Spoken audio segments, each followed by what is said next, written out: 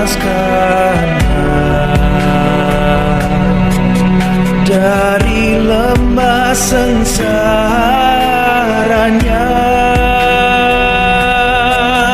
Bersoraklah, hai Israel, menyambut Sang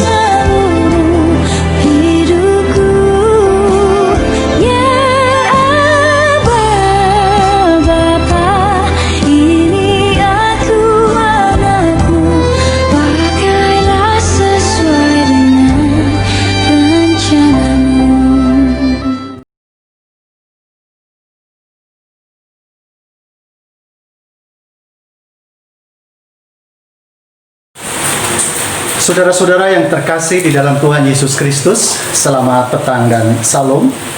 Saat ini kita akan memasuki persekutuan doa yang keempat yang akan mengambil tema tentang berbahagialah yang tidak menjadi kecewa dan menolak aku. Di penghujung persekutuan doa masa Advent ini, saya percaya saudara bisa memetik banyak harapan dan berkat-berkat Allah di persekutuan-persekutuan doa sebelumnya. Sembari kita terus mempersiapkan diri kita di dalam menyambut kedatangan Tuhan yang kedua kali. Dan saat ini firman Tuhan akan membantu dan menguatkan kita di dalam menghayati akan masa-masa penantiannya. Dan sebelum lebih jauh, saudara, kita akan mendengarkan sabda Tuhan. Saya akan mengajak kita terlebih dahulu datang kepadanya di dalam doa. Mari saya hantarkan. Allah yang penuh dengan kuasa dan cinta kasih, kami bersama-sama datang kepadamu. Di tengah-tengah kami boleh mengikuti dan merefleksikan persekutuan doa di minggu Advent yang keempat ini. Kami percaya Tuhan terus menguatkan kami di dalam kami bersama-sama merenungkan sabda Tuhan. Kiranya Tuhan bukakan segala hati kami dan urapilah hati kami ini, sehingga kami dilayakkan untuk dapat hadir di hadapan Tuhan, seraya kami boleh merenungkan sabda Tuhan ini dengan hati yang penuh sukacita. Taburkanlah sabda Tuhan di dalam hati kami, sehingga sabdamu menguatkan dan mengubah kami menjadi murid-murid Tuhan yang terus Tuhan pelihara. Di dalam Kristus Yesus kami sambut sabda Tuhan. Amin. Saudara-saudara yang terkasih di dalam Tuhan Yesus Kristus, firman Tuhan hari ini akan bersama-sama kita renungkan dari Matius 11 ayat yang ke-2 sampai dengan ayat yang ke-11. Matius 11 ayat yang ke-2 sampai dengan ayat yang ke-11, beginilah sabda Tuhan. Yesus dan Yohanes Pembaptis. Di dalam penjara, Yohanes mendengar tentang pekerjaan Kristus, lalu menyuruh murid-muridnya bertanya kepadanya, "Engkaukah yang akan datang itu, atau haruskah kami menantikan orang lain?" Yesus menjawab mereka, "Pergilah dan katakanlah kepada Yohanes apa yang kamu dengar dan kamu lihat. Orang buta melihat, orang lumpuh berjalan, orang kusta menjadi tahir, orang tuli mendengar, orang mati dibangkitkan, dan kepada orang miskin diberitakan kabar baik. Dan berbahagialah orang yang tidak menjadi kecewa dan menolak aku." Setelah murid-murid Yohanes pergi, mulailah Yesus berbicara kepada orang banyak itu tentang Yohanes. "Untuk apakah kamu pergi ke padang gurun, melihat buluh yang digoyangkan angin kian kemari? Atau untuk apakah kamu pergi melihat orang yang berpakaian halus? Orang yang berpakaian halus itu tempatnya di istana raja. Jadi untuk apakah kamu pergi melihat nabi? Benar, dan aku berkata kepadamu, bahkan lebih daripada nabi.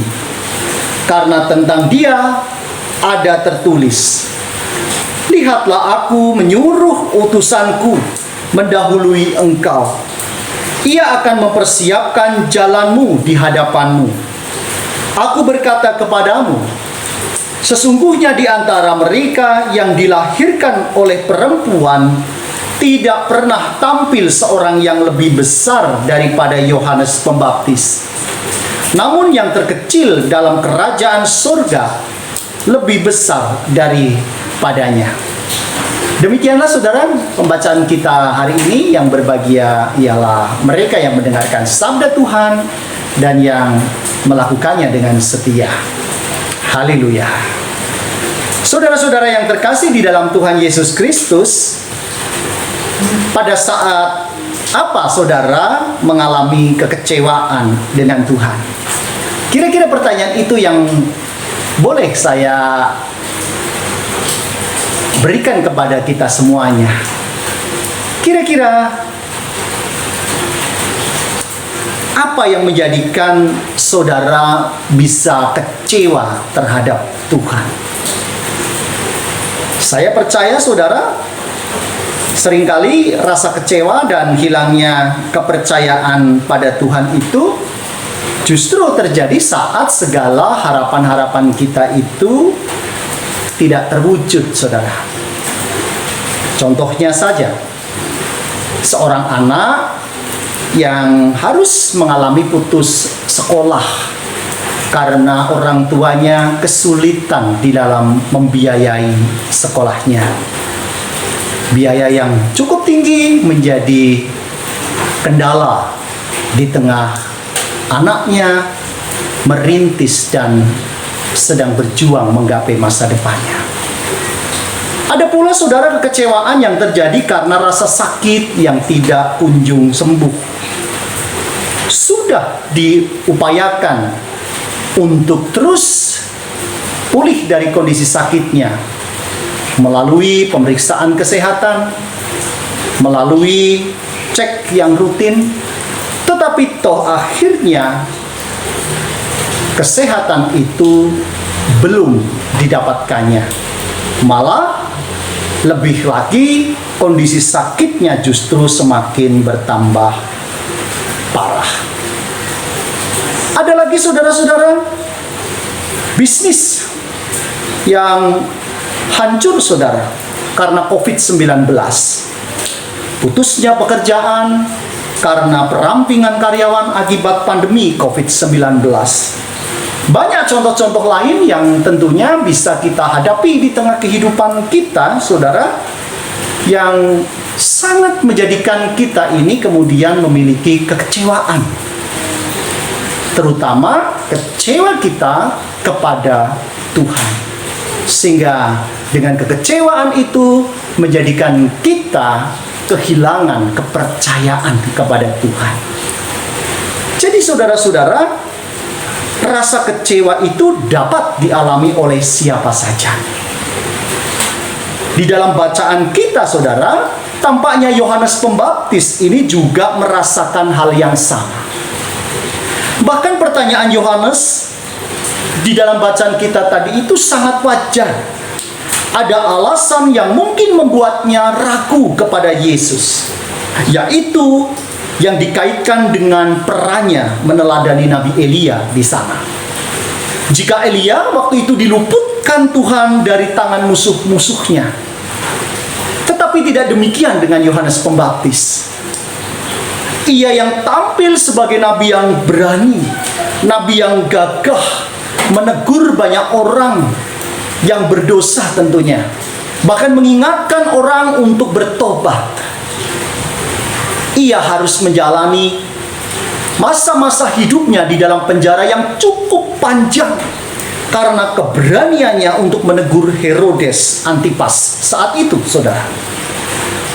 Sementara itu, Mesias yang dinanti-nantikan itu sendiri sama sekali tidak berbuat sesuatu apapun untuk membebaskan Yohanes dari penjara. Bisa jadi Yohanes kemudian mengira bahwa Yesus ini tidak ada bedanya dengan dirinya, yakni hanya sebagai perintis jalan bagi Mesias, dan bukan Mesias itu sendiri. Itulah saudara yang menjadikan hati Yohanes itu lalu kemudian goyah. Ada kecamuk ragu di dalam hatinya, dalam benak pikirannya, yang melahirkan pertanyaan-pertanyaan yang langsung ia tujukan kepada Yesus. Di ayat yang ketiga di sana saudara dikatakan, lalu menyuruh murid-muridnya bertanya kepadanya, engkaukah yang akan datang itu, atau haruskah kami menantikan orang lain? Menjawab pertanyaan Yohanes, saudara, Yesus tidak sekedar mengurip pekerjaan-pekerjaannya sebagai penggenapan dari nubuat Nabi Yesaya di sana. Yesus justru menjawab di ayat yang keempat sampai dengan ayat yang keenam. Pergilah dan katakanlah kepada Yohanes apa yang kamu dengar dan kamu lihat. Orang buta melihat, orang lumpuh berjalan, orang kusta menjadi tahir, orang tuli mendengar, orang mati dibangkitkan, dan kepada orang miskin diberitakan kabar baik. Dan berbahagialah orang yang tidak menjadi kecewa dan menolak aku. Saudara-saudara, apakah Yesus marah dan kemudian menjadi kecewa dengan keraguan yang ditunjukkan oleh Yohanes ini? Tidak, saudara. Yesus justru memuji Yohanes di sana sebagai seorang nabi yang memiliki prinsip yang teguh dan mempraktikkan gaya hidup yang sederhana, serta mengabdikan diri kepada tugas kenabiannya secara setia, saudara. Nah, tentunya sekalipun untuk menjalani itu semua, ia harus mengalami cercaan, bahkan dianggap sebagai orang yang kerasukan setan. Di mata Yesus, Yohanes Pembaptis ini memiliki keunggulan dari nabi-nabi yang lain, yakni ia perintis jalan bagi Yesus, Mesias itu sendiri. Nah, saudara-saudara yang terkasih, apa makna dari kedatangan Tuhan bagi kita di masa ini, sekarang ini? Nah, tentunya Tuhan Yesus mengatakan kepada para murid-muridnya, berbahagialah orang yang tidak menjadi kecewa dan menolak aku. Ia katakan itu kepada murid-murid Yohanes Pembaptis. Jadi ada pesan bahwa mereka yang berbahagia itu adalah yang tidak kecewa dan menolak Tuhan Yesus. Mengapa orang menjadi kecewa kepada Tuhan Yesus, saudara? Dari murid-murid Yohanes Pembaptis kita dapat melihat karena mereka tidak sabar melihat Tuhan bertindak. Orang-orang yang tidak sabar itu akan memaksakan kehendaknya sendiri. Ketika semua yang diinginkan itu tidak didapatkannya, seseorang menjadi mudah marah, seseorang menjadi mudah kecewa. Dari dulu hingga saat ini, saudara, sangat banyak orang-orang yang kecewa pada Tuhan. Dan karena itu ia lalu kemudian meninggalkan Tuhan Yesus. Apakah Tuhan betul-betul mengecewakan kita, saudara? Tentunya tidak demikian. Sepanjang masa, bagaimana Tuhan itu tidak pernah mengecewakan kita.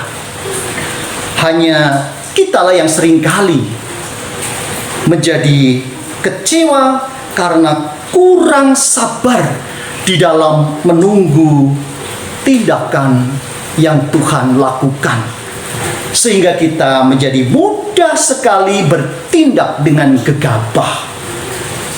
Oleh karena itu, saudara-saudara yang terkasih di dalam Tuhan Yesus Kristus, melalui sabda Tuhan ini, sekali lagi kita diajak untuk tetap yakin pada rencana Tuhan dan tidak menjadi kecewa, apalagi meninggalkan Tuhan.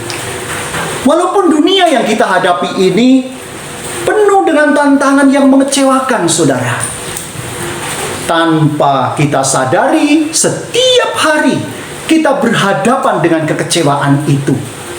Satu persatu kita bisa melakukan dengan perjuangan kita untuk lepas dari kekecewaan itu. Tetapi ternyata kita tidak mampu, sehingga kekecewaan demi kekecewaan terus kita hadapi, saudara.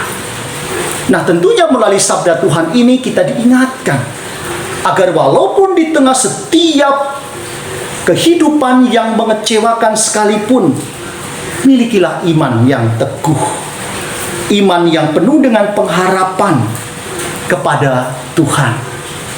Dengan iman yang teguh dan memiliki pengharapan kepada Tuhan, pasti kita akan merasakan kasih Tuhan. Oleh karena itu, kita akan tetap terus memelihara pengharapan kita kepada Tuhan, dan berbahagialah kita yang tidak menjadi kecewa bahkan sampai menolak Tuhan, karena Dialah sumber kekuatan dan berkat bagi kita. Tuhan Yesus memberkati, dan mari kita berdoa. Kami mengucapkan syukur dan berterima kasih kepadamu, Tuhan, atas berkat yang sungguh luar biasa yang kami boleh rasakan di tengah-tengah persekutuan doa Advent yang keempat ini. Kiranya melalui sabda ini kami diteguhkan untuk tidak menjadi kecewa dan menolak Tuhan. Walaupun kami diperhadapkan dengan banyak sekali situasi yang sulit, situasi yang mengecewakan, yang tentunya peristiwa-peristiwa itu sama sekali tidak kami kehendaki dan jauh dari harapan-harapan kami. Tetapi mampukanlah kami untuk dapat tetap sabar di dalam menanti Tuhan bertindak. Karena apa yang engkau lakukan pasti memberikan berkat bagi kelangsungan hidup kami. Oleh karena itu Tuhan berkati di setiap kami terus memperjuangkan kehidupan ini untuk lebih yakin dan berpengharapan pasti di dalam kasih kuasa Tuhan. Di tengah-tengah kami boleh membawa syukur ini, kami pun juga menyerahkan bagi setiap kehidupan kami, bagi kesehatan kami, bagi setiap pergumulan akan ekonomi, bagi keluarga kami, masa depan anak-anak yang tentunya semua ini membutuhkan belas kasih dan pertolongan Tuhan. Kiranya Tuhan kuatkan apa yang menjadi tugas tanggung jawab kehidupan kami ini. Dan terlebih di tengah-tengah kami boleh bersyukur, Tuhan pun juga mampukan kami untuk terus kami dapat menjaga diri dan terus berhati-hati di tengah pandemi COVID-19 yang terus kami hadapi hingga hari ini. Kami pun bersyukur melalui persembahan yang boleh kami haturkan. Kiranya di tangan Tuhan, apa yang telah kami haturkan ini senantiasa menjadi berkat dan menjadi alat-alat di dalam kelangsungan tugas panggilan gerejamu.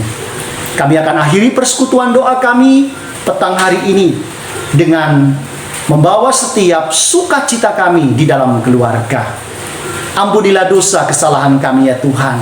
Hanya di dalam Kristus Yesus kami berdoa dan mengucapkan syukur. Amin.